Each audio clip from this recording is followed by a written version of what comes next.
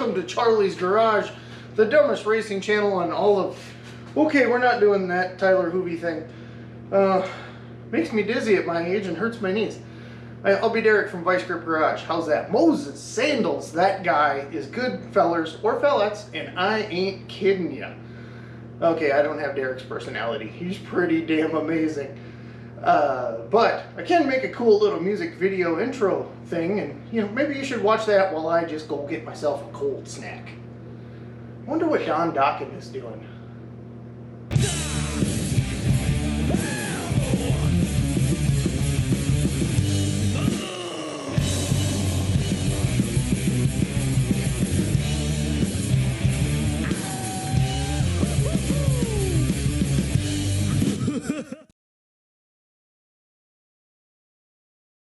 Alright, all kidding aside here, what are we going to do on Old Guy Hobbies Stock, whatever this is.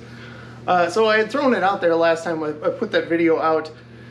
Basically just trying to help people that, you know, might be considering getting into racing or whatever, even at an advanced age, which turns out, according to all the comments that we got, I am by far not the oldest guy trying to do this. And that's great, and the feedback's been terrific, and I'm overwhelmed, honestly, by how many views we got. I was expecting, you know, maybe 50 to 100, and we're over 4,000 very quickly. So apparently somebody's knowing what this is, and now we're just trying to figure out what to do with the channel and how to make it interesting for you guys and not bore you with weekly updates of, you know, 5 minutes of me driving around in a GoPro. So here's what I think we're going to do. We're going to kind of show you all the stuff that goes behind the scenes into the racing. Obviously, we'll give you updates every week, but we want to have fun with it. Obviously, I'm not going to educate you as to the mechanical side of this thing. I'm not a good mechanic. I am not Derek from Vice Grip Garage. I've never been that guy. I've learned more about how a car works in the last year in every aspect than I did the first 54 years of my life. So we're just going to have some fun with this and see if you guys enjoy what we're doing. If you do, please like and subscribe. Apparently that's an important thing to YouTube and how all that works. And I'll even make a little fancy animation here when I figure out how it'll probably be. I don't know. We'll figure that out later. But anyway, so since the race season doesn't technically start, and I promised you guys that if you enjoyed what we were doing, I'd try to make this a weekly thing. We're going to go over all the prep that's going behind getting the car ready, and I promise it's not going to be boring technical stuff that, you know, some of you know and some of you don't, and the ones that do know are going to know it better than me, so you're going to tell me what I'm doing wrong. But we will show you all the cool fun stuff behind the scenes. Got lots of videos of us cutting this car apart and putting it back together, and I'll explain the differences again between last year, starting with the home-built car that we assembled, and this one, which was, it's an actually, what is the brand? It's an Aero chassis. So it's a pro-built car. And what we did this year to get this thing better, and it's a lot of stuff, and thank goodness I have good people behind me helping me out. And we'll show you some of that too. So stay tuned. I guess we'll do stuff and things. Jason, where'd you get all these at? Garage sale. Well, where'd you get all these at? Man, I got some work to do. Decisions. We got the Summer Shandy, the Seagram's Escape, Bushy's Wobble Pops, aka Bush Light, Root Beer and Coke. We're going with the Summer Shandy, even though this is last summer's Summer Shandy, but last summer was fun, so it should taste like fun, right? Let's see what we got here. Let me put you back on the stand here. Boy, this is professional. I apologize. Boom, there you go. Last summer's Summer Shandy. Yep, that tastes like fun. That's good. So I was telling you in the last video, and if you haven't seen that, please go check it out. A lot of people did, and I'm still pleasantly shocked and surprised. And thank you again for all the wonderful comments. I didn't even know if I was going to leave them on. The internet can get weird sometimes, but everybody is so kind and nice, and there's, like I said, I'm not the oldest guy doing this, and it's great to hear from all you and hear your individual stories too. So halfway through the season last year, I bought a used pro-built car. A guy a couple hours north of me had run an ad, and he was moving south and selling everything. So he was moving from Wisconsin to Tennessee, and got chatting with him, and he had mentioned that it had a pro-built engine, but he said, when I asked who had built it, it was, well, it was a guy down south. Not realizing I'm down south. I'm southern Wisconsin. He's, kind of middle of the state. And turns out his engine builder is a friend of ours, local guy. Their shop is 5 minutes from my house, and it had like a dozen nights on it, so we knew it had a good stout engine. We knew what was in the car. They told me right away, oh yeah, we know it, go get it. That's a great deal. So we did. And immediately, and again, now we're going from a home-built crate engine to a pro-built open engine. The car was definitely performing a little bit stronger. I needed to make a gear change and stuff, which we got taken care of. And then right about the time, we were getting a little bit better with it is, again, go back, watch the first video from this series. We got hit at Lancaster, lifted the car off the ground, slid under me, smashed the oil pan into the cross member, had to pull the open motor, put the crate in. The crate had a funky carburetor on it. Nothing was quite right, so we ran iffish towards the last few races of the year. But while we were replacing the oil pan, the guys were willing to inspect the bearings and do all that kind of stuff, clean it up, make sure everything was good, change the spark plugs, and offered to dyno the engine for me, which was explained to me by the guys at the RPM shop here in town, and Robbins Brothers, that until you get it on a dyno, you don't really know. You don't know what your air fuel mixture is. You don't know how rich it's running. You don't know how much horsepower, how much torque, where you stand, all that stuff. You can guess, you can get it close, and good mechanics obviously do this every day. But it kind of helps fine-tune the process, and I was fortunate enough that they were willing to help me do that. And so, we're looking forward to getting back out there with this and seeing how snappy and zippy she is, and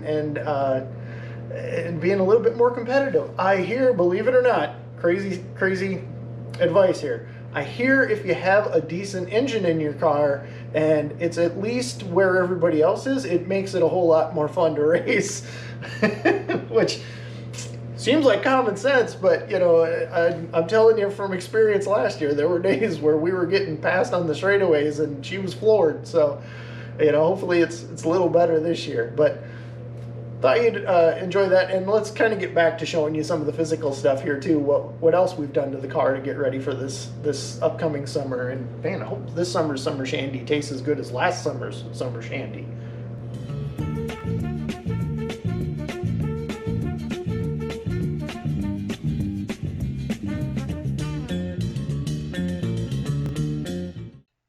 All right, we're not going to show you all the stuff we did to the car here just because we have to have something to talk about over the next few weeks, but you can see we stripped her down and started repairing all the stuff that was bent and, getting all the old orange and white sheet metal off the thing, replaced the front bumper.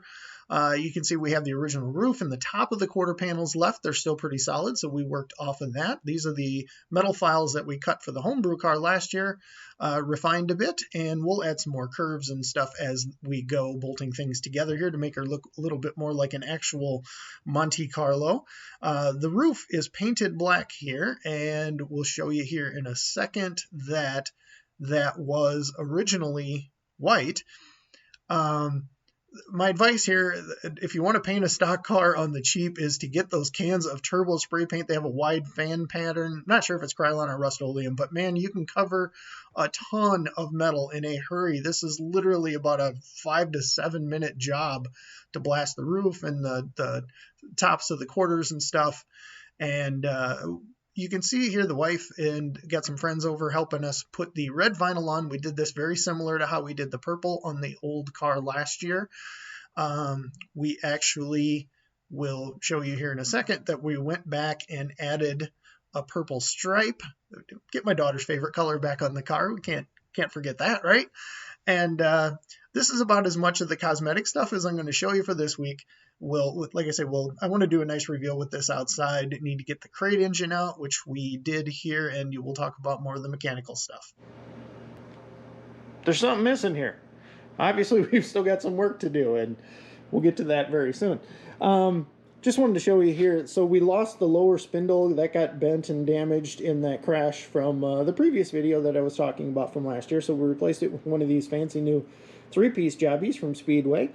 Upper arms and everything were good, so we reused those. Those had very few nights on them, didn't get bent or anything. Replaced all the ball joints because those were getting sloppy weird.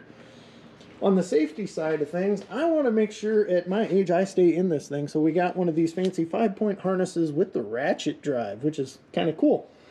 And also using a roller pedal for a little bit better throttle control because, you know, maybe that'll help. Maybe it won't. I don't know. Man, my garage is a mess. We'll walk you around here to the other side. And here's another thing I'm still learning, still working on, floater rear end. This thing was dripping on the floor, fellas, and if you want to make your wife upset, rear end oil, and I'm sure most of you know this, that smell never goes away, and it smells like a combination of burnt popcorn and sewer. It's awful. So making sure we get that sealed up correctly so it doesn't leak anymore. And, you know, obviously we want to keep the gear oil in the thing. Another big upgrade here, and I don't want to get too in depth with that because that's all top secret stuff, is we got our shocks redone and got a lot of help from Andy Eckrich at Precision Performance. Wonderful, wonderful guy, wonderful company. They've been around forever. And getting that all better. But, you know, I don't want to sit here and babble and bore you guys. I think, you know, we'll keep the video short for now and give you more information and better video stuff once we are actually out of the garage. It's snowing and it's about 30-mile-an-hour winds here in Wisconsin, which is not fun. Hey, look, there's my door from last year. How cool is that, huh? That's the only sheet metal left. So thanks again for watching Old Guy Hobbies Stock. I named the channel before I knew that we were going to do this, okay? Do appreciate all the comments, all the likes. Please, again, if you can, and you don't mind, subscribe, hit the like button, drop us a comment, and I try to respond to everybody, and let's have fun with this, man. Life's way too short. Be nice, be kind to each other, get out there, love racing, love your family, have a good time, hang out with your friends, and looking forward to summer more than I can say. And again, thank you everybody for checking out the channel, and let's see where this goes. Let's just have fun with it. Bye, y'all. See you next week.